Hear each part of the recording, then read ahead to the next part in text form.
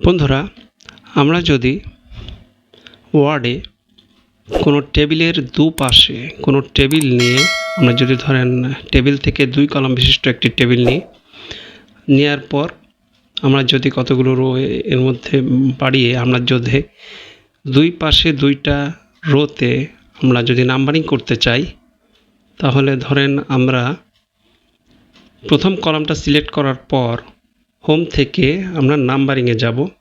Home থেকে এখান থেকে নাম্বারিং যেখানে আছে 1 2 3 দেওয়া, সেখান থেকে আমি একটা নাম্বারিং সিলেক্ট করলাম এবং মিডিলে নিলাম।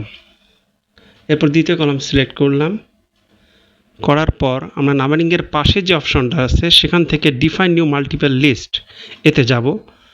যাওয়ার পর এখান থেকে মোর অপশন, নিচের দিকে মোর অপশনে চাপ দিলে স্টার্ট অ্যাড নামে পাশে একটা অপশন দেখা যাবে। ওখান থেকে এই সিরিয়ালের পরবর্তী সিরিয়ালটা শুধু লিখে দিতে হবে, দিয়ে ওকে দিলেই পরবর্তী সিরিয়াল চলে আসবে। এবং এই সিরিয়ালটাকে আমি যদি এখন মিডিল করতে চাই, তাহলে ধরেন এর মাঝখানে যে রোটা আছে ওটা টান দিয়ে আমরা এই লাইনটা টান দিয়ে মাঝখানে দিলে এই ফাইলটা সেভ করে আমরা কাজ করতে পারবো। ধন্যবাদ।